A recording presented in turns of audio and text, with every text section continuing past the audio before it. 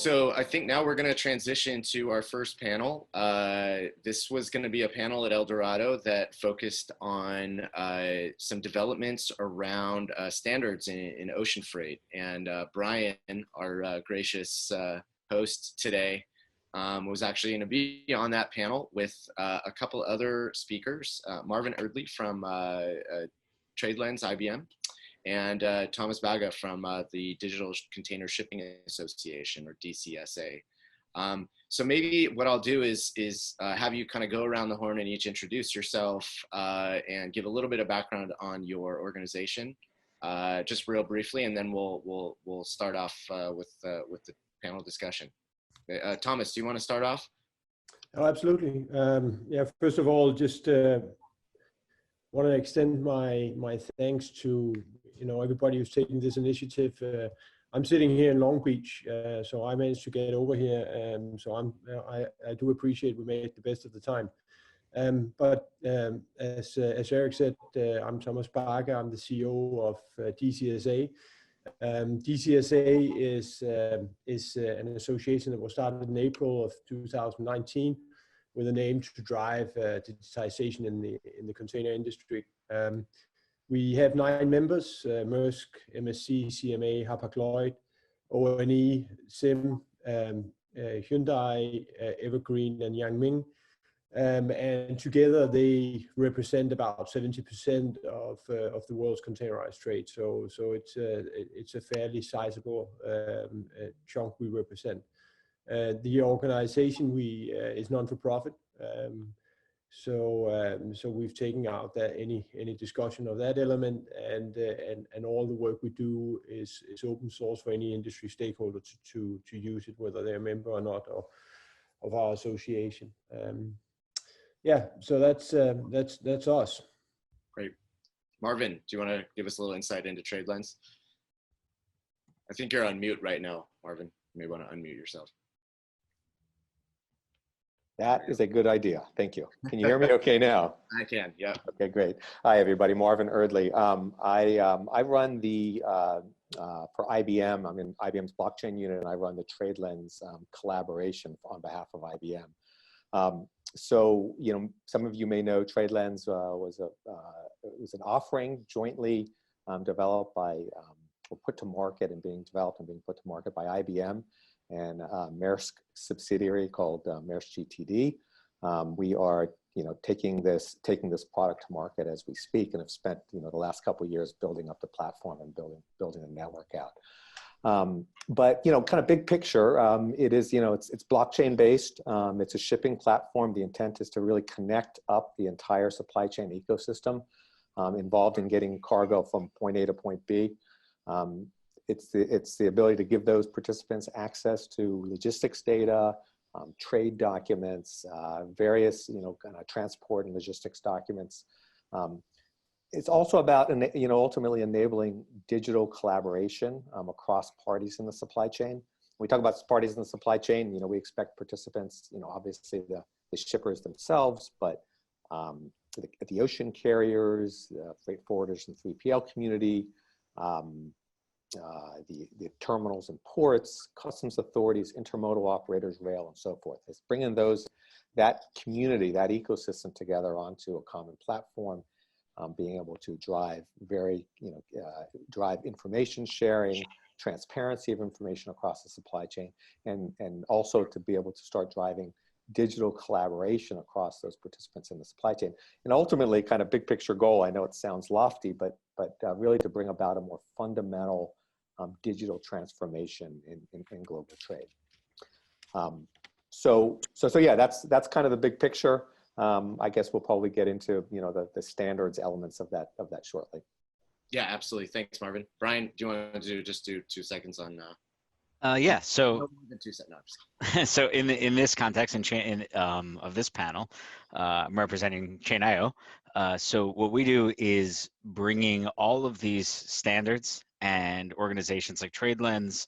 All of this has to encounter the real world, where there are tens of thousands of supply chain participants, forwarders, truckers, et cetera, and they all have legacy systems, existing realities in their IT department, and standards and new APIs have to work with 30-year-old mainframes and everything in between. And so our job at Chain.io is to work with shippers, forwarders, carriers, everybody to make all of these round pegs and square holes fit together so that everything works nice and nobody has to bother their IT department to reprogram all their systems. So, got it. Yeah, I was going to introduce you, Brian, as either the MacGyver or the Winston Wolf of the shipping industry. So whichever one you. I'm gonna wave out on that one. MacGyver is probably the more PG version of that. So we'll go with that. Great, thanks, Brian. So let me start off the discussion by saying about 14 months ago, beginning of 2019, we did a story in JOC really taking a deep dive into what standards have meant in the shipping industry, more broadly even than that, but the freight industry, I guess, but really drilling into ocean freight and what standards have been raised, which ones got any traction or any success. And this was really in light of the initiative that Thomas and his team and the group of carriers that started off the DCSA were just getting that off the ground. They hadn't gotten FMC approval yet, but it was in the works.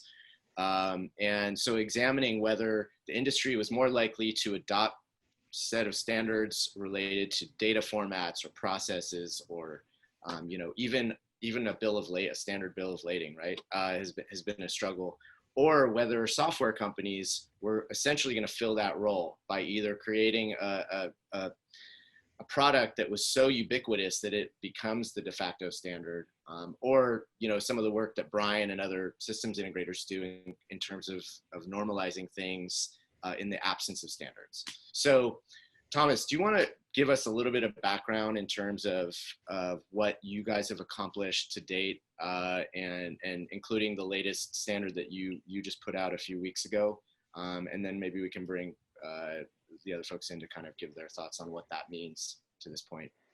Yeah, absolutely. Maybe for context, I have a long background with the carriers, or with a carrier more specifically. And what we saw during the 2017 cyber attack was really that, when you have to piece together a company and all its applications, you really get actually a very nice picture of how the processes are executed, because the recovery of all the applications was quite an ordeal, and you really get a first-hand view of first of all the complexity of such a big company, but also the amount of variance, the process variance that you have. And that's hugely problematic.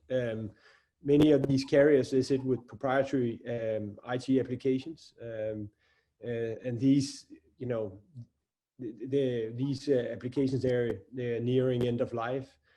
You don't have a lot of software for the big ERP solutions for our industry, and that for the carriers this means that the cyber risk is increasing, first of all, but it also means that innovation is very slow, and that's part of essentially what we're trying to solve. We'd like to see much more innovation. We'd like to see much more digitalization, but it requires some let's say some change in practices, and that's why we as an organization we were established to try and see whether we couldn't come up with some of these basic standards. And that's what we did in the last quarter of last year when we had our industry blueprint, which is quite frankly it's not really a revolutionary. An industry blueprint you will find in many industries, or in most industries. But our industry just had never really agreed on when has a vessel arrived, that's the example that I normally use. And the 9 carriers had 6 different definitions of when a vessel had arrived. And you can just walk through the shipping process and you will find similar variances there. So what we're trying to do is making sure that not only do people speak the same language, but they also use the same vocabulary. And once we've agreed to those, basic definitions, then you can actually start to work on the ontology of the data. You can start creating standards, and that's of course what has recently led to our track and trace API, which was published in January. It's great to see, and credit to MSC. They've already implemented it with 10 customers. So little by little.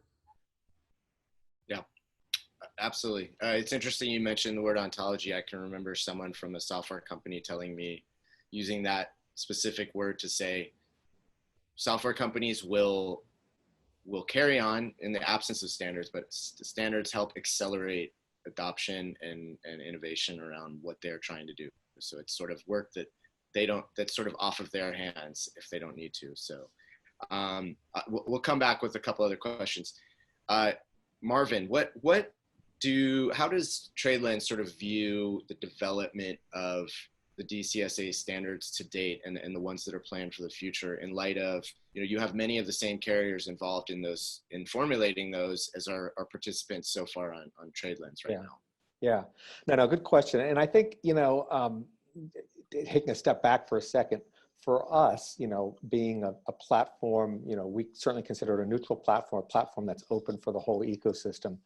And a platform where the intent is to share information and collaborate. I mean, for us, standards are an absolute must. There's no way around that. We all know, global supply chains are inherently multi-party, with the physical data documentation handoffs across the supply chain. So, and data exchange is at the heart of all that. So, and given how fragmented the industry is, parties can only truly collaborate if there is, a standard means for the exchange of data. So we're clearly fully supportive of that. We're behind DCSA. Listen, we've come out, we've announced our, some that we will be following and adopting the standards that come out behind the body. We've really liked what we've seen so far. It's very much aligned with kind of our view, with the view we've taken in terms of not only the definition of the data itself, but ultimately the exchange of that data via standard APIs, right? That's, and I know that there's going to be, multiple versions of some of the standards that are coming out. We certainly look forward to them. I mean, definition of a bill of lading, right, is a good example, but, the exchange of data, standardized means for the exchange of data via APIs. It's critical for what we're trying to do, and to try to get kind of broad scale adoption. We couldn't do it otherwise. So we're huge proponents of it, and we certainly are we're eagerly looking forward to every kind of release that comes out. Brian, I was sort of kidding with you a long time back that you'd come out with this very interesting example of, like, thinking about standards in this industry, or data or technical standards. It's sort of like the way we think about language and how language has evolved. I think there was a specific reference to Esperanto that I still have not been able to find, but can you talk about, like, what does a set of standards help the industry achieve in that the absence of standards has kind of held us back from at this point? So the cost of developing software has decreased over time. We've gotten better at it as a computer industry, set logistics aside. The cost of communicating intent and the cost of knowing what you are trying to exchange and where it fits into a larger business process and value chain has increased as the world's gotten more complex. And so for me, what Thomas has talked about with the blueprints is actually it's one of the few times I've seen an organization do this right, where you start with that foundation, right? And having the blueprint before you have the standard, and the value of knowing that, a particular milestone in that track and trace software, where it fits in the world, and what we mean by arrival, to use Thomas's example, is earth-shattering, frankly, compared to what we deal with day in and day out. Most of the work that we do with companies our programmers or our product managers are spending an hour, 2 hours setting up a connection on our platform, and 2-3 months understanding or helping a software company and an enterprise understand what they mean with the words they're using and why the way that they use the term arrival in their ocean context is different than the way they use their term arrival in an air context. And in air, they in ocean they mean the vessel arrival, and in air they mean available to pick up at a CFS, right? Those are very, very different concepts. And so having an organization who frankly, the world could survive if we didn't have you put this bit there and this byte there, we can make those things work. But to have somebody taking leadership on this is what the words mean and this is what the business process is just unbelievably helpful. So we can all avoid having those conversations ad nauseum.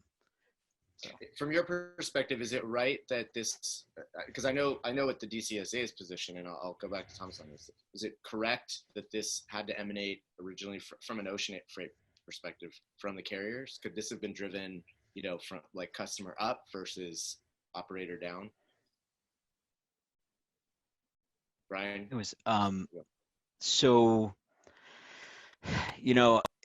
in retail, you've got the great example of the barcode and Walmart really driving that behavior, right? Because they were such a huge representation. But in the ocean environment, besides the carriers, it is such a diverse market. There is no Walmart. Even Walmart's not Walmart in the context of global ocean freight trade. So without the carriers' leadership, I don't think there's another party who could take on this mantle in and of themselves. Mm-hmm.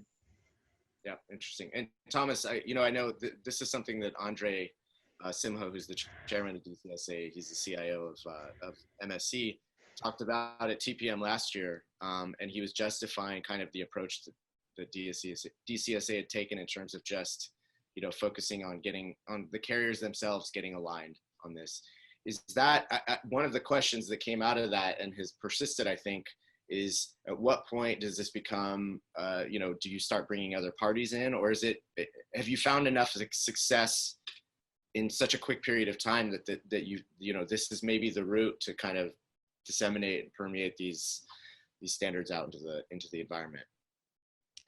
I wouldn't confuse membership with, whether this is solely a carrier initiative, because it is, last week I was with the European Shippers Council. We speak with, FIASA, the Freight Forwarders Association, and CLICAT, the European one. So we speak with regulators. We speak with, the World's Customs Organization.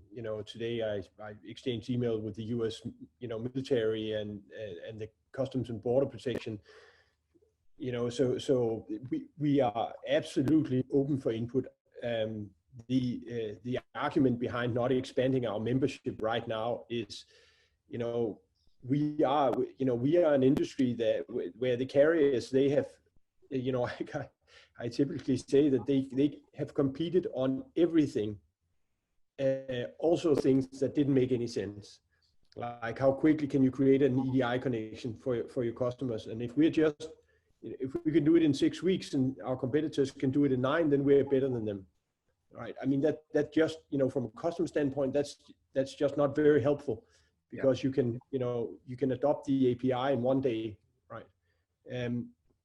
So there's a bit of trust building going on, and to be quite open and transparent around that. And, the CIOs, the 9 CIOs, they have to trust each other and trust us in guiding them through this, so that they stop competing on things they shouldn't compete on, and then hopefully we can get to a place where we have the standards, and that will allow them to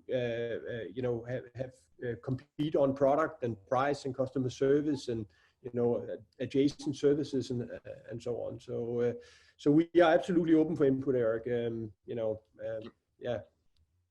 So it's that informal input, even if they're not technical members of the, yeah, absolutely. Right. So Brian and Marvin, Brian, you came out yesterday with news about helping connect carriers to forwarders and shippers using the track and trace standard. And you mentioned something really interesting in a blog post about it, where you said, there's a tendency to say, oh, standards are developed, this will be the standard now from here until eternity, when in reality, company, there's evolutions to those standards. There's version 1.1, there's version 2.0.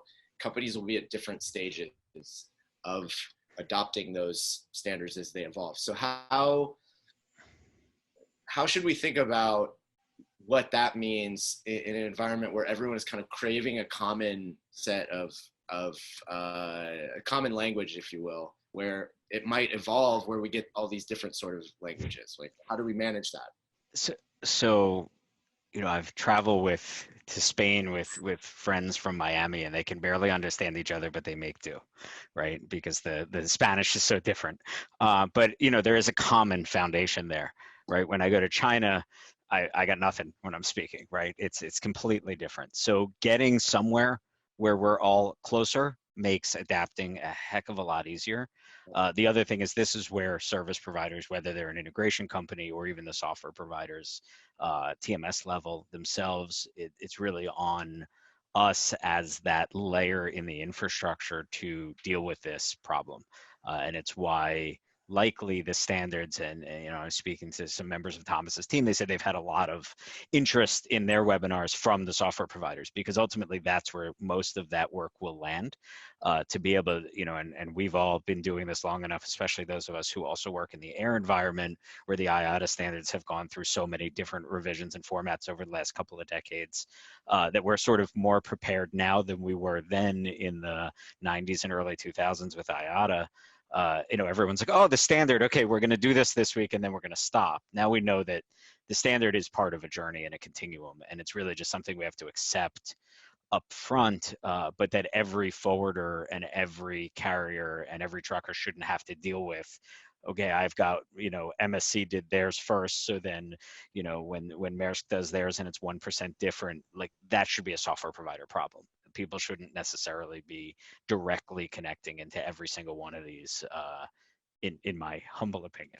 Yeah, I would absolutely agree with that. I mean, I think, I think platform businesses like ours or software vendors, listen, we're going to need to support legacy ways of doing business if we're, for some period of time. We hope to, obviously when we started this business, we were hoping to get a transition towards API and perhaps away from some of the EDI data interchanges. But we've come to realize that EDI is, it's not going to go away overnight. A platform like ours has to support it. We are supporting it.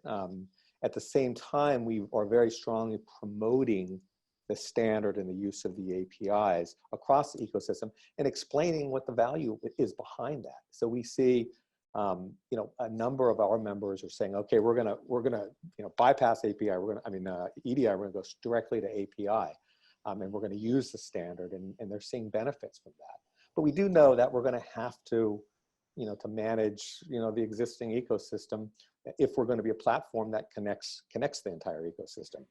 And I think the other thing is that there are technical things we can do behind the scenes as standards, even as people take to standards, as they evolve and as there are changes, things like, not deprecating things right away, giving the ecosystem lots of notification when some changes are happening, lots of ability to, to integrate and incorporate some of those changes. So things like that we can't take a real black and white view of this. I mean, we have to realize that in this new environment, there's going to be some coexistence. Yeah, no, great point. I think as you were talking, Marvin, it struck me that a lot of the discussion around where companies need to go is somewhat split between the logistics person who goes to TPM and reads JOC and reads a bunch of industry material, and the more technical person in their team, or even, kind of across their companies, who are actually the ones who are going to explain to them, oh no, this is how we do things now. This is how we hope it will be in the future. So I think, whether you're talking about someone at a forwarder or someone, more likely at a forwarder, there'd be a little bit more kind of liaison between those two roles, because that's all they do. But if you're talking about a big global enterprise, you're probably talking about someone who doesn't necessarily have a lot of technical capability, having to deal with someone in their company who has the technical capability, but is dealing across far more than logistics, right? Yeah, and I think it's a good point, but I think that there's some real important messages in the use of standards and the use of APIs that do resonate with business people. Mm-hmm. Fewer errors with the data, right? Because people are all coming together on standards. Incoming data, there are checks for consistencies and other issues with data before it gets into the internal systems. The data is real time, right? It's direct from the source, because now the players is much easier to integrate with other players and with other platforms. So you're getting data real time directly from the source. So I think those are the sorts of messages that really can resonate and have downstream business process impacts in large and small organizations. And I think that message needs to really come out. Yeah, interesting. So we've had a few questions come in, so I want to try to get to as many of these as possible. Thomas, we had a question about when are carriers expected to adopt these the track and trace standards that you just announced. I know you mentioned MSC is already putting these into practice. Do you have a sort of sense of time frame for some adoption, and also maybe you could talk a little bit about how you see carriers that are not, represented in the DCSA yet, but whom you hope will adopt these standards. What's sort of the time frame for them, or what's the discussion, I should say, with them in terms of adopting these standards? So the agreement we have with the carriers is that as soon as any client or any stakeholder of the industry, whether it's a service provider or software provider, as soon as anyone comes and asks for the implementation of the API, they will implement it. And as I mentioned, several of them have already implemented, and MSC has onboarded 10 customers, which is great. We have Intra that has also come out and said that they support, which will of course also increase the use of the API. So so for the question is really, just ask, and then they will implement if they haven't already done it. As to the carriers that are not part of our association, I mean, if we look at the top 10 list of carriers, it is primarily Costco and OOCL, and it is of course our hope. It's of course our hope that Costco and OOCL, they will join our association at some point. But even if they don't join, then they have the opportunity to adopt the standards anyway, because they are on Swagger Hub. So it's just, take them and download them and implement them. Yeah. And these are open source and available for everyone. So yeah, I just wanted to highlight that. Yes. Yeah, great point. We had a couple questions coming in around the role that ports can play in this. And certainly we have, to a greater degree in Europe and a little bit in Asia, and not so much in the US, port community systems that are increasingly viewing themselves as kind of data hubs themselves. And I know that, for instance, TradeLens has a huge number of port authorities and terminal operators and customs agencies that are participants in the platform. How do you see their role in either permeating or developing standard, proliferating is the word I've been meaning to say, not permeating, developing standards or adopting standards that DCSA or some other body comes up with? So listen, just anecdotally, and we do have, I think we're upwards of 100 terminals now on the platform. Anecdotally, many of them are bypassing EDI and going directly to the API standards because they see the benefit. As I said earlier, they see the benefit in doing that. Yeah. And I think that will be, especially the large, multi-terminal operators that are doing more of some centralized initiatives, and many are, the ability to kind of pivot to an API data exchange model, I see coming. I don't see any issues with that whatsoever. It's not going to happen overnight, but I certainly see it, and I think that they're going to start realizing some of the benefits. The rest of us will. Yeah, interesting.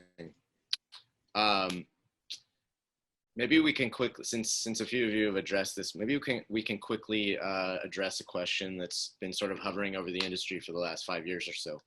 EDI has been a sort of standard that the industry has used for various elements of a shipment in the shipment life cycle.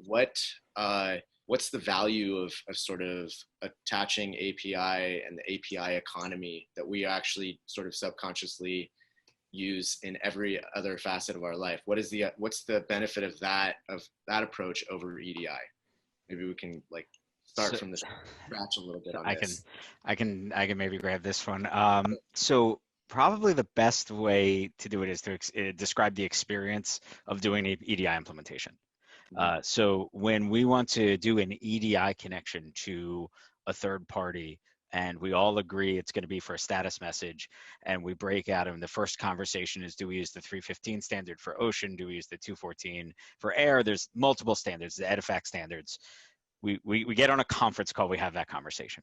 Then we say, okay, within this 315 standard, there are thousands of permutations of different codes and conversations. So the standard is more like, we've all agreed we're going to use an architectural diagram to build a house, but we still have to draw all the walls, and we still have to decide which direction the house is going to face in. And, you know, this person likes more light and this person doesn't, and we're going to have to negotiate. So that all happens on conference calls. When you have an API solution, essentially a third party is giving you access to either create information in their world or retrieve it, and they're telling you this is the one way that it works. So there's pros and cons to that, but the big pro is that I can build an API connection to the new MSC implementation of a DCSA standard by, and I'm making this up a little because I haven't had this specific conversation with him, but essentially contacting someone there to get my API key, my password that's tied to my account, reading the documentation online and giving it to my IT department and saying go. And I don't have to have the conference calls. I don't have to have the testing cycles. It is in my control as the person who wants to exchange information to make that all happen. So for the carrier, it's a massive benefit there. They don't have to have hundreds of people just to be on all those conference calls. And for me as a shipper or a freight forwarder, I have this benefit of being able to control my own destiny there and not wait in line for those people to be available. Got it. So it's That's really great. the process piece of it that's the most important, I think. That's really interesting. And, I would add, we're talking about kind of platforms, and some of the value of platform is you can connect to all sorts of things that are outside the realm of what our normal connections have been. So, bank stuff, insurance stuff, that's obviously part of a shipment, but it's not necessarily been, part of the, booking, quoting, booking, payment, shipment status process. You can bring those all in API. Those are not being, no bank wants to send an EDI message, right? So, well, and imagine having to call Google if you specifically want to become a Google user. Yep. Right? That I want to use Google, so I need to call Google, and we're going to agree how I'm going to type my commands. Right. And then Marvin's going to call Google, and they're going to have a separate conversation about how he likes to type his commands. And we're all going to use the standard of the keyboard, but we're going to do it in slightly different ways. And Google then has to scale by one-on-one talking to every person on Earth. That's sort of the world we're in with EDI. Very interesting. Yeah, I mean, there's from a carrier perspective, there's a massive saving. I mean, massive saving in sitting and maintaining, EDI connections. Every time they want to make a change to an ERP system, they're going to have to go in and test that, the changes are not messing up the EDI. Oh, yeah.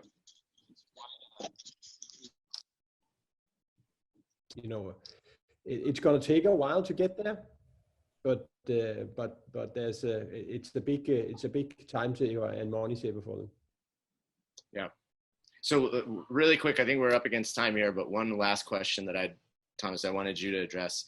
So we had a question that coming in around, do the new track and trace standards account for the new IoT solutions that would, in theoretically drive a lot of new data? And I would just sort of contextualize that by saying, I think around April of last year was a real key month, because you saw both the number of entities in DCSA grow, you saw the number of carriers joining TradeLens grow, and then you also had some investment from some of the larger European carriers into Traxens, which is a digital, or sorry, an IoT-based container tracking software provider, expand. And that all happened at the same time. So I think I've always taken the position that that was not a coincidence, right? That everyone saw the value of kind of doing a bunch of different initiatives jointly and figuring out the value of that. So with that preface, I'll let you answer and then we'll wrap up. Well, yeah. So IoT smart containers. I mean, our work in that space is essentially technology neutral. Right? The carriers will have they will have an interest in the neutrality because it will allow many small and larger software providers and service providers to come in and create solutions for them. So yes, the intention of our track and trace API is of course that once we get to a point where we have smart containers, that the messages that are sent by the smart containers, they follow the track and trace standard. So yes, right. Short answer. And real briefly, Thomas, can you talk 20 seconds on roadmap ahead in terms of which? Yeah, I can. So we will be coming out cybersecurity. We're doing some work on in connection with BIMCO 2021 rules that are coming into effect in January to help ship owners protect their assets. So that's coming out shortly.